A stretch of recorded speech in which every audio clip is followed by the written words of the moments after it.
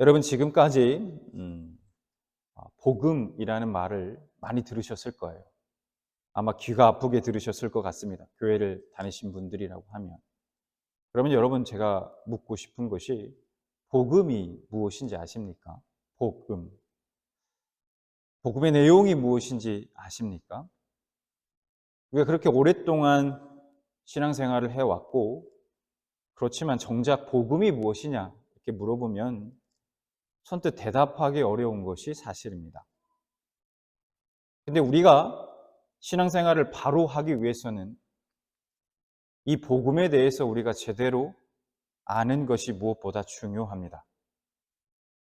그래서 오늘 이 시간에 저는 복음에 대해서 복음 또 이 설교를 좀 하고자 합니다. 사도 바울은 지금 로마 교회를 방문하기를 간절히 원하고 있습니다. 그래서 1장 10절 오늘 본문 말씀을 보면 이렇게 말씀하고 있습니다. 어떻게 하든지 이제 하나님의 뜻 안에서 너희에게로 나아갈 좋은 길 얻기를 구하노라. 10절뿐만 아니라 11절과 13절에서도 사도 바울이 얼마나 로마 교회를 방문하기를 원하고 있었는지 알 수 있습니다. 11절 볼까요? 내가 너희 보기를 간절히 원하는 것은 13절 형제들아 내가 여러 번 너희에게 가고자 한 것을. 그러면 사도 바울이 이토록 로마 교회 성도들을 간절히 보길 원했던 그 이유가 무엇일까요? 자, 11절 말씀을 보면 그 이유에 대해서 말씀하고 있습니다. 11절 말씀을 보면 이렇게 말씀하죠. 내가 너희 보기를 간절히 원하는 것은 어떤 신령한 은사를 너희에게 나누어 주어 너희를 견고하게 하려 함이니. 어떤 신령한 은사를 너희에게 나누어 주기 위해서라고 말씀합니다. 그러면 여기서 신령한 은사는 무엇을 말할까요? 무엇일까요? 우리가 일반적으로 신령한 은사는 성령의 은사를 이야기한다고 볼 수 있지만 오늘 본문의 문맥을 고려해 볼 때 특히 로마서 1장 15절 말씀을 우리가 연관지어서 생각해 보면 바울이 지금 얘기하고 있는 신령한 은사는 바로 복음이라는 사실을 알 수 있습니다. 1장 15절에 바울이 이렇게 말합니다. 그러므로 나는 할 수 있는 대로 로마에 있는 너희에게로 복음 전하기를 원하노라. 여러분, 우리는 일반적으로 복음이란 예수를 모르는 자에게 전하는 것이지 예수를 이미 알고 있는 사람에게 전하는 것이 아니라고 그럴 필요가 없다는 생각을 가지고 있습니다. 그런데 왜 바울은 로마에 있는 교인들에게 이토록 복음 전하기를 간절히 원했을까요? 로마 교회 교인들에게 말입니다. 자, 그 전에 우리가 먼저 알고 가야 할 것이 있죠. 그러면 바울이 전하고자 했던 그 복음이 무엇인가 하는 겁니다. 복음이 무엇인가 하는 것을 먼저 우리가 분명히 알고 가야 합니다. 복음이란 쉽게 말해 복된 소식, 기쁜 소식을 의미합니다. 그러면 무엇이 우리에게 기쁘고 무엇이 우리에게 복된 소식인 걸까요? 우선 복음은 하나님이 우리를 위해서 주신 이 성경 말씀 전부가 복음이라고 할 수 있습니다. 그 중에서도 예수 그리스도와 그분이 행하시고 그분이 이루신 일, 그것이 바로 복음, 즉 기쁜 소식, 복된 소식입니다. 죄와 죽음의 노예가 된 우리를 구원하시기 위해서 구원자 예수 그리스도가 이 땅 가운데 오셨다는 것은 우리에게, 우리 인간에게 가장 기쁜 소식이 아닐 수 없습니다. 좀 더 구체적으로 제가 설명해 보겠습니다. 사도 바울은 인간을 어떻게 정의하냐면 죄와 허물로 죽은 자라고 그렇게 정의하고 있습니다. 이것이 인간의 본질이라는 거예요. 근데 세상은 이러한 죽음에 대해서 관심을 두지 않죠. 왜일까요? 왜 관심을 두지 않을까요? 성경의 이와 같은 정의에 대해서 왜 관심을 두지 않을까? 간단합니다. 왜냐하면 육신으로 경험되지 않는 죽음이기 때문에 그래요. 우리 인간의 입장에서 육신으로 경험되지 않는 죽음이기 때문에, 그리고 인간의 눈으로 확인할 수도 없는 죽음이기 때문에 그렇습니다. 그러니 쉽게 이해할 수 없는 것이고 와 닿지 않는 것이죠. 바울이 말한 죽음의 상태는 이 세상이 말하는 것과는 좀 다릅니다. 뭘까요? 바울이 말하고 있는 죽음이란 한마디로 하나님으로부터의 단절을 말합니다. 하나님으로부터의 단절. 완전히 관계가 끊어진 상태. 그러니까 바로 우리 인간에게 있어서는 죽음의 상태라는 거예요. 멀쩡히 살아있지만 죽은 거나 다름없죠. 여러분, 이 죽음에 대해서 얼마나 실감하십니까? 여러분, 하나님과의 단절이 곧 나에게 죽음이다. 이걸 얼마나 실감하고 사십니까? 이 사실을 알지 못하고 마음으로 받아들여지지 않으면 그 다음 스텝을 절대로 나아갈 수 없습니다. 이게 무슨 얘기냐 하면 예를 들어 보겠습니다. 의사가 암에 걸려 살 날이 얼마 안 남은 어떤 환자에게 당신이 살 수 있는 신약이 개발되었습니다. 당신은 이제 이 약만 먹으면 살 수 있어요. 라고 말합니다. 여러분, 이 의사의 말은 분명 암에 걸린 사람에게는, 이 환자에게는 복음이죠. 복된 소식이고 기쁜 소식인 거예요. 그런데 그 환자가 이렇게 이야기합니다. 선생님, 뭘 좀 잘못하신 것 같아요. 저는 암에 걸리지 않았는데요. 아마 다른 환자하고 좀 착각하신 것 같아요. 저는 그 약 필요 없습니다. 라고 말합니다. 즉, 자신이 암에 걸린 사람이라는 사실을 자각하지 못하면 그 사람에게는 의사의 말이 결코 기쁜 소식, 복된 소식, 복음이 될 수 없는 것입니다. 그러니까 즉 내가 허물과 죄로 죽었다는 사실을 깨닫지 못한다면 허물과 죄로 죽었던 우리를 살리셨다는 것도 그냥 공허하게 들릴 것이고, 죽음의 상태를 실감하지 못한다면 살리셨다는 것 또한 절대로 실감할 수 없다는 것입니다. 여러분, 죽지 않고 살아있는데 살리셨다는 말, 그 말씀을 이해할 수 있겠습니까? 그 말씀이 실감할 수 있겠습니까? 없죠. 그래서 예수님도 이런 말씀을 하셨어요. 마가복음 2장 16절부터 17절 말씀을 보면 예수님이 죄인들, 세리와 같이 앉아서 먹고 마셨거든요. 그러니까 서기관과 바리새인들이 그 모습을 보고 제자들에게 이렇게 얘기합니다. 네 선생은 왜 이렇게 죄인들이랑 같이 먹고 마시냐? 예수님이 그 얘기를 들으셨어요. 그럼 뭐라고 말씀하시냐면, 의사는 건강한 사람에게 쓸데없잖아. 필요 없잖아. 병든 자에게나 필요해. 그런 것처럼 내가 이 땅에 온 이유는 의인을 부르러 온 것이 아니라 죄인을 부르러 왔다, 이렇게 말씀합니다. 여러분이 마찬가지 얘기인 거예요. 자신이 죄인이라는 사실을 깨닫지 못하면 예수 그리스도의 십자가 나랑 무슨 상관인데? 대번 나올 수밖에 없습니다.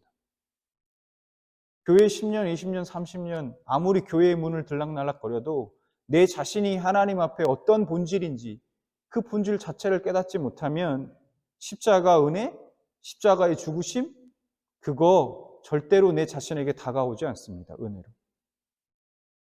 내가 환자가 아닌데 아무리 신약이 개발된 데 무슨 소용이 있겠습니까?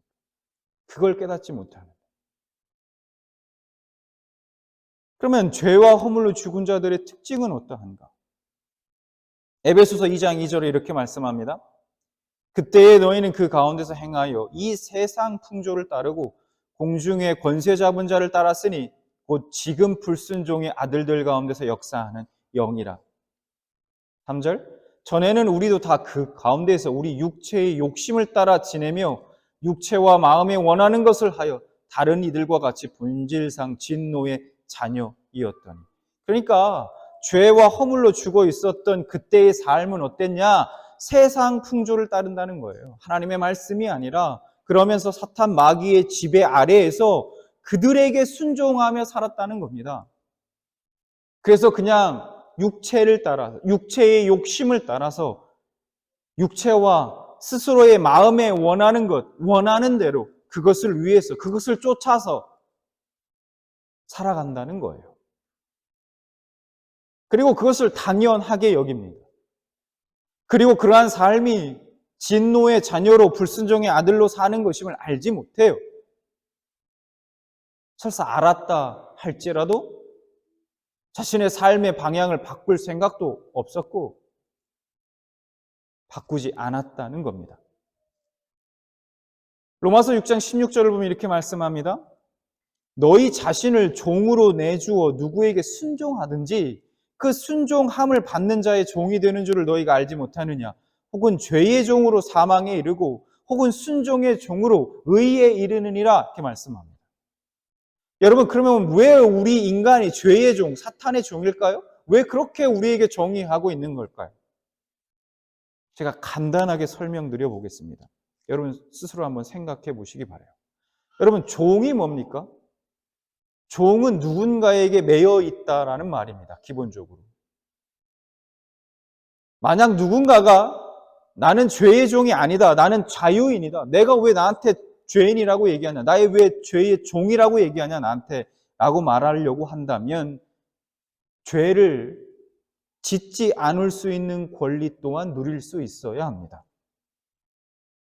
죄를 지을 수 있는 권리뿐만 아니라 죄를 안 지을 수 있는 권리 또한 누릴 수 있어야 자유한 거예요. 죄에 대해서. 자유인인 거죠. 그렇지 않으면 죄 종인 거예요. 매여 있다는 의미이기 때문에. 근데 여러분 잘 생각해 보십시오. 우리가 죄 짓는 권리는 마음껏 누리고 살아요. 죄 짓고 싶으면 얼마든지 지을 수 있지 않습니까? 그런데 그만큼 죄를 안 지을 권리도 누리고 살고 있느냐는 거예요. 우리가 마음만 먹으면 우리의 의지대로, 우리의 노력대로 얼마든지 죄를 지금 당장이라도 안 지울 수 있는, 그렇게 살아갈 수 있는 권리도 누릴 수 있느냐는 겁니다. 여러분이 노력하면, 여러분이 애를 쓰고 힘을 내면 여러분 죄 안 지을 수 있으십니까? 불가능합니다. 그럴 수 있어야 그런데 자유인이지. 우리가 그렇지 않고 자신이 의지로 죄 안 지을 권리를 누리고 싶어도, 아무리 누리고 싶어도 누리지 못하고 있다면 자유인이 아니라 그냥 죄에 매여 있는 죄의 종일 뿐이라는 거예요. 여기 하나님의 말씀이 있습니다. 요한일서 3장 15절.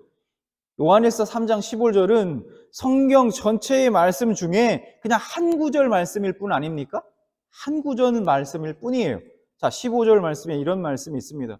그 형제를 미워하는 자마다 살인하는 자니 살인하는 자마다 영생이 그 속에 거하지 아니하는 것을 너희가 아는 바라. 이렇게 말씀합니다. 단도직입적으로 여러분에게 말씀을 드리면 이 말씀 여러분들 지키실 수 있으십니까? 과거에도, 현재에도, 앞으로 미래에도 이 말씀 절대로 어기지 않고 나는 누구도 미워하지 않고 미워하는 마음 요만큼도 갖지 않고 누구나 다 내가 원하면 다 사랑하고 품고 순종하고 그렇게 살아갈 수 있느냐는 말입니다. 저희는 그냥 한 구절 말씀만 지금 봤습니다. 이 말씀뿐이겠습니까? 누구도 미워하지 않을 자신 있으십니까? 노력하면 지키실 수 있습니까?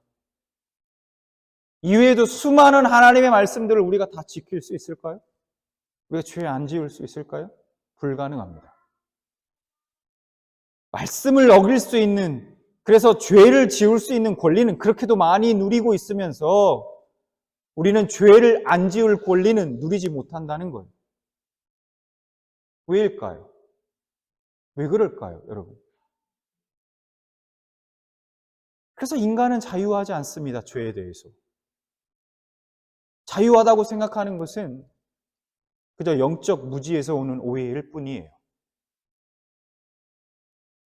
인간은 분명히 죄에 매여 있는 죄의 종 맞습니다. 맞아요. 이런 인간들에게 남은 것은 무엇입니까? 오늘 말씀에 의하면 하나님의 진노와 그에 따른 심판뿐이었습니다. 정해져 있어요. 다른 건 없습니다. 이런 아무 소망 없었던 우리에게 하나님이 어떻게 하셨는가? 에베소서 2장 4절과 5절. 긍휼이 풍성하신 하나님이 우리를 사랑하신 그 큰 사랑을 인하여 허물로 죽은 우리를 그리스도와 함께 살리셨고 너희는 은혜로 구원을 받은 것이라. 뭐라 말씀합니까? 예수 그리스도의 하나님의 진노와 그의 심판뿐이었던 그 인간들에게 하나님께서 예수 그리스도의 십자가의 은혜로 말미암아 죽었던 우리를 살리셨다. 이렇게 말씀하고 있어요. 그리고 예수 그리스도를 통해서 죄와 허물로 죽은 인간들 앞에 이제는 구원의 길이 열린 것입니다. 이것이 기쁜 소식, 바로 복음입니다. 그런데 누가 이 구원 계획을 세우셨습니까? 바로 하나님이십니다. 그 시작이 무엇이었습니까? 바로 하나님의 사랑과 긍휼이었다는 겁니다. 하나님께서 우리를 구원하시기 위해서 창세전부터 이 계획을 세우셨습니다. 그래서 사도 바울은 특별히 오늘 로마서 1장 1절에 그 복음을 뭐라고 말씀하냐면 하나님의 복음이라고 그렇게 말씀합니다. 볼까요?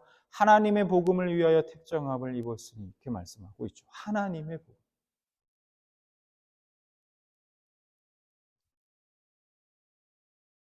그러면 하나님의 복음을 통해 인류에게 허락된 그 구원의 문을 우리가 어떻게 열 수 있습니까?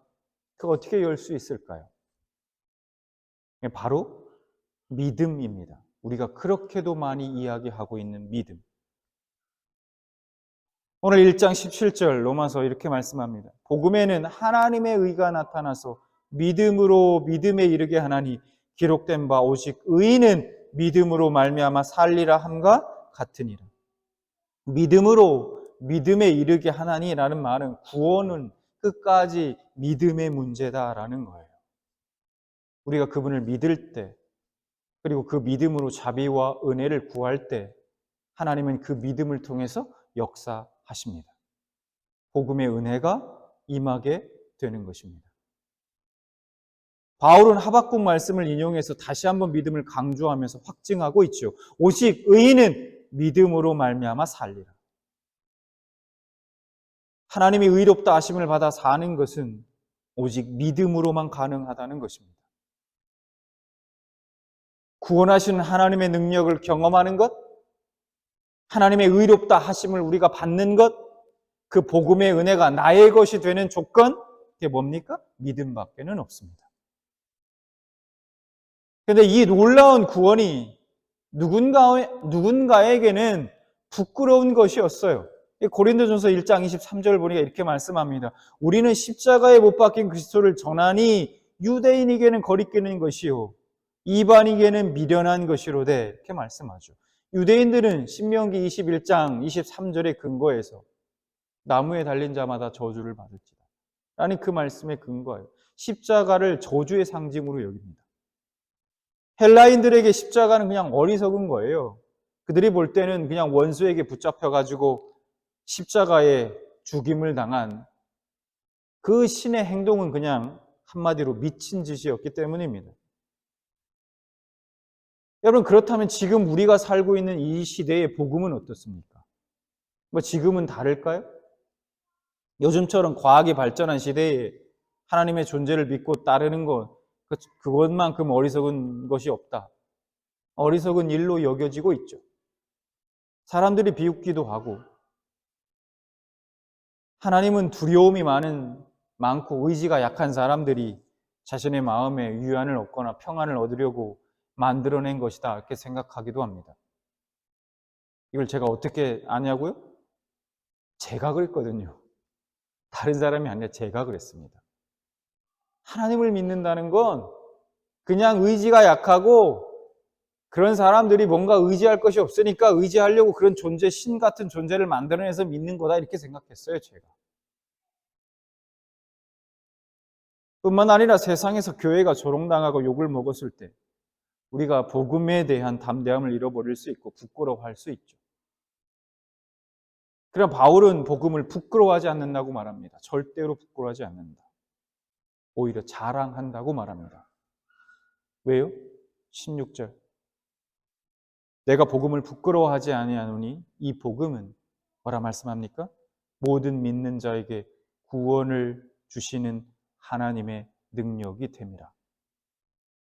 먼저는 유대인에게요, 그리고 헬라인에게로다. 그 이유가 뭡니까? 이 복음은 모든 믿는 자에게 구원을 주시는 하나님의 능력이 되기 때문입니다. 유대인들이 따르고 행했던 율법, 사람을 구원하지 못했습니다. 율법으로 사람을 구원할 수 있습니까? 율법을 완전하게 지키면 구원받을 수 있어요. 근데 그 율법을 완전하게 지킬 수 있는 자가 있느냐는 말입니다. 왜 율법을 주셨을까요, 하나님이? 너희들 스스로가 죄인인 걸 알라고. 그걸 깨달으라고 율법을 주신 거예요. 이방인들이 따르고 믿었던 신들, 그 우상들, 지혜와 인간의 지혜와 철학들, 과학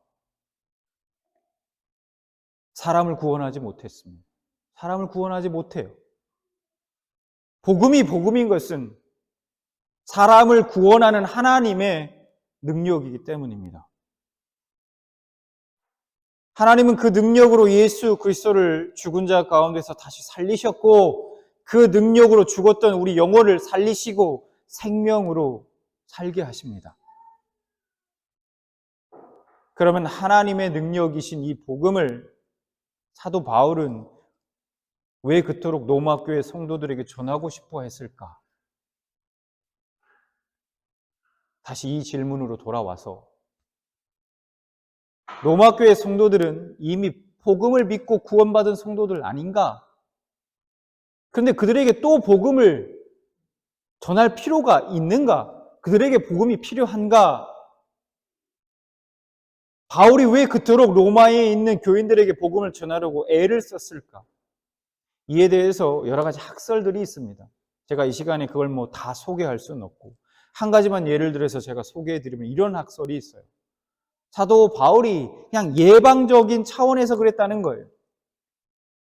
지금은 그들이 비록 믿음 안에서 신앙생활 잘하고 믿음 안에 잘 서 있지만 당시 대부분의 초대교회들이 이단들 때문에 골치 아픈 일들을 막 겪고 있었거든요. 그래서 이단들 때문에 언제든지 로마 교회도 탈선할 위험이 있었기 때문에 그런 잘못된 복음에 빠지지 않게 하기 위해서 예방하려고 사도 바울이 다시 한번 로마 교회에게 복음을 전하기 원했다는 겁니다. 그런 학설들이 있어요. 그런 학설이 있습니다. 여러분들은 어떻게 생각하십니까? 왜 사도 바울이 로마 교회 교인들에게 복음을 전하려고 했다고 생각하십니까? 여러 가지 이유가 있을 수 있죠. 근데 저는 여러 가지 이유들 중에 가장 중요한 이유가 있었다고 생각합니다.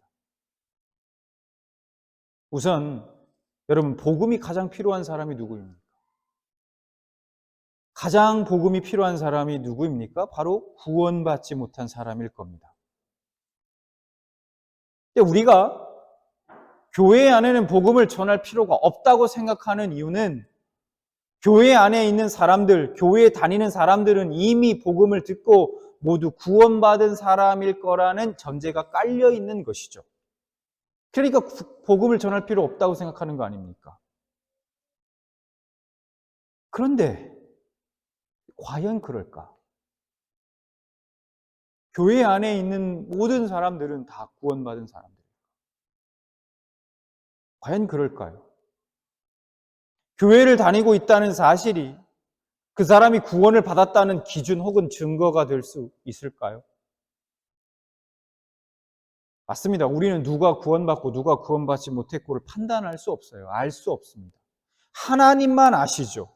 그러나 만약에 우리 교회 안에 한 영혼이라도 구원받지 못한 영혼이 있다면 그 한 영혼을 위해서 1000번이든 10,000번이든 아니 그 이상이라도 복음을 전해야 하지 않을까요? 제가 최근에 제 머릿속을 가득 채운 생각이 있습니다. 사실은 그 생각 때문에 오늘 말씀을 준비하게 된 이유이기도 합니다. 제가 지난주 우리 어서한 모임 때도 잠깐 말씀을 드렸었는데요. 주님이 다시 오셨을 때 주님 분명히 다시 오신다고 약속하셨거든요. 주님은 분명히 다시 오실 것이고 다시 오실 것입니다. 우리는 그 때를 알지 못해요. 아무튼 우리가 주님이 다시 오셨을 때, 예수님이 다시 오셨을 때, 그래서 그 심판대, 하나님의 심판대 앞에 섰을 때, 야 어떡하지? 정말 진짜 큰일 났네. 진짜 예수님이 다시 오셨네. 그 말씀이 모두 사실이었잖아. 그날에 우리 평안교회 지체들 중에서 이런 생각을 하는 사람이 한 사람이라도 있으면 어떡하지? 여러분 이 생각이 드니까요. 너무너무 두렵고 무서운 겁니다. 수없이 교회 문을 드나들면서 말씀을 들었는데 기회가 있었는데 그때 좀 더 그 말씀에 귀를 기울일 걸. 내 마음 문을 좀 열고 그 말씀에 귀를 기울일 걸. 복음을 믿음으로 받지 못하고 구원의 기회를 다 차버린 뒤에 그 마지막 날에 후회하면 어떡하나? 그때는 기회가 다시 없는데. 여러분 너무너무 두려운 생각이 드는 거예요.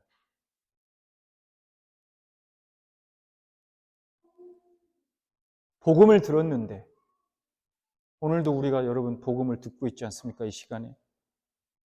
이 복음을 들었는데 교회에 다니고 있는데 그 많은 기회를 다 날려버리고 결국 인생의 종착지가 영원한 멸망이라니 여러분 상상하기도 싫고요. 그런 일은 절대로 있어서는 안 될 것입니다.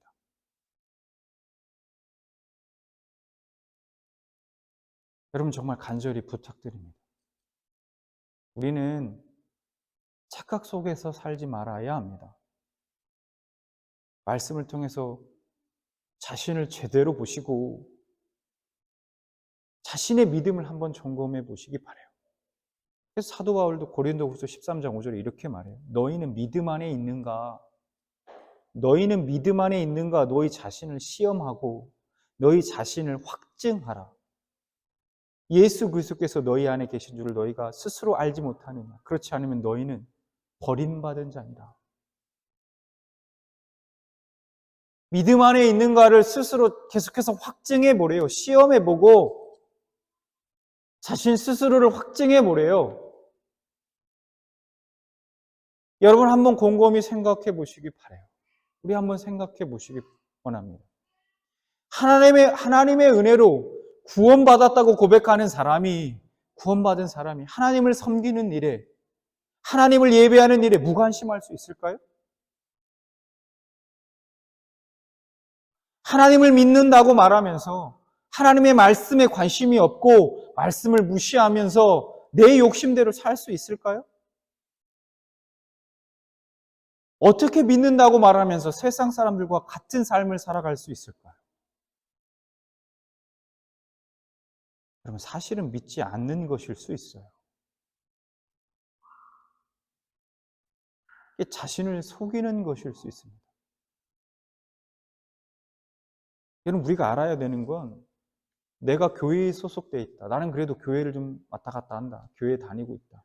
이것이 어쩌면 우리 신앙에 있어서 가장 큰 함정이 될 수도 있어요. 왜냐?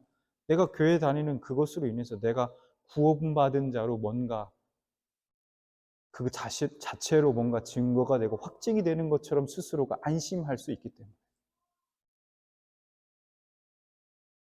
한국에 있는 수많은 교회 교인들이 그런 상황에 놓여 있을 수 있다라는 거예요. 제가 최근에 우리 누님하고 통화하면서도 그런 얘기를 했습니다. 우리 누님이 큰 교회, 안산에서 좀 큰 교회, 대형 교회를 다니시는데 교회에서 봉사하고 매일 주일마다 빠지지 않고 11조하고 헌금하고 수요 예배에다 금요 철야에다가 부흥에다 여러 가지 세미나에다가 성가대며 여러 가지 봉사들을 하고 그 자체로 내가 구원받은 사람이구나. 내가 그리스도인이구나. 그렇게 계속해서 살다가 어느 순간에 마지막 그때에 주님 앞에 섰을 때 나는 너를 모른다라고 얘기를 들으면 어떡하나. 정작 두려운 일이라는 겁니다.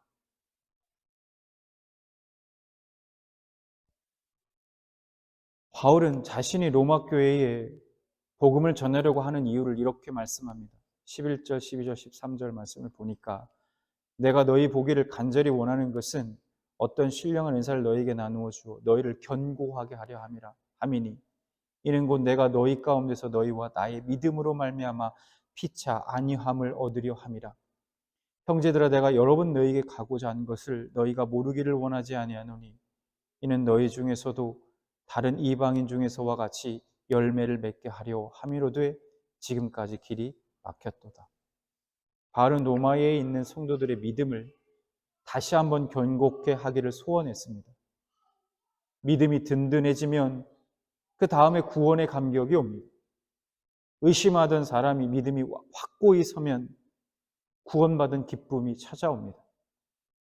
진리를 깨닫지 못하던 자가 진리를 깨닫고 믿음이 강해지면 그때 평안이 찾아와요. 복음을 다시 듣고 은혜를 받으면 믿음이 강하게 세워지게 됩니다. 삶의 아름다운 열매들이 맺어지게 돼요. 공동체 안에서 그런 형제 자매를 보면서 서로가 서로에게 힘을 주고 힘을 얻고 도전을 주고 도전받고 서로 그렇게 위로가 됩니다. 그래서 우리 공동체 안에도 복음이 필요합니다. 십자가 앞에서 다시 한번 철저하게 깨어져야 할 사람이 교회 안에 있습니다. 하나님의 사랑 앞에 그 굳은 교만한 마음이 녹아져야 할 사람들이 교회에 있고 예수님의 이름 앞에서 자기 자신이 죽고 다시 태어나는 그 은혜를 받아야 할 사람들이 바로 교회 안에 있습니다. 로마 교회 안에 있었고 지금 우리 교회 안에 있습니다. 교회를 다녀도 복음에 대해 무지한 사람들이 있습니다. 우리 예수님을 믿음에도 불구하고 십자가에 대해서 무지하고 예수 그리스도의 공로에 대해서 무지하고 영생을 얻는 문제에 대해서도 무지합니다. 그런 사람들이 바로 복음을 다시 들어야 할 로마 교회의 교인들이었던 것입니다. 다 알고 있다. 아유, 또 그 설교냐? 라고 하는 마귀의 속삭임을 뿌리치시기 바랍니다. 여러분 이런 생각을 하고 있다면 어쩌면 이미 구원의 감격이 식어 있는 사람일지도 몰라요. 우리 모두가 구원의 감격을 다시 한번 절실히 회복해야 합니다. 예수님을 나의 마음에 모시고 예수님과 함께 생활하시기 바랍니다. 믿지 않는 분들에게만 드리는 말씀이 아니에요. 예수님을 이미 믿고 있는 분들에게 드리는 말씀입니다. 여러분들이 정말 복음으로 삶이 변화되고 복음의 능력을 경험하길 원하신다면 마음 문을 열고 예수님을 마음에 모시기를 바랍니다. 요한계시록 3장 20절에 보면 이렇게 말씀합니다. 볼지어다 내가 문 밖에 서서 두드리노니 누구든지 내 음성을 듣고 문을 열면 내가 그에게로 들어가 그와 더불어 먹고 그는 나와 더불어 먹으리라. 여러분 이 말씀 많이 들으셨을 거예요. 일반적으로 복음으로 초청할 때 믿지 않는 사람들을 복음으로 초청할 때 자주 사용되는 말씀입니다. 그렇지만 이 말씀은 사실 믿지 않는 사람들이 아니라 교회에 대한 말씀입니다. 교회에 주시는 말씀. 우리가 주님과의 풍성한 교제를 경험하기 위해서는 내 마음 문을 열고 주님께 내 마음을 내어 드려야 합니다. 자나깨나 예수님을 생각하십시오. 날마다 예수님의 말씀과 그분이 행하신 일을 연구하시기 바랍니다. 그것이 복음을 듣는 거예요. 그가 나를 얼마나 사랑하셨는가를 쉬지 않고 묵상하시기 바랍니다. 나를 위해 죽으신 예수님의 십자가를 밥을 먹을 때도, 여러분들이 일을 할 때도, 여러분들이 길을 걸을 때도, 피곤할 때도, 기쁠 때도, 슬플 때도 묵상하고 또 묵상하시기 바랍니다. 이것이 복음을 다시 듣는 방법입니다. 그러면 죄 용서함을 받은 놀라운 평안이 여러분들 가슴에 조용히 스며들어와 가득 채우게 될 것입니다. 그렇게 날마다 복음으로 여러분의 심령을 가득 채우시는 여러분들 되시기 바랍니다. 그래서 마지막 그날에 한 사람도 빠짐없이, 우리 평안교회 어떤 분도 한 사람도 빠짐없이 구원받게 되시길 주님의 이름으로 간절히 축원합니다.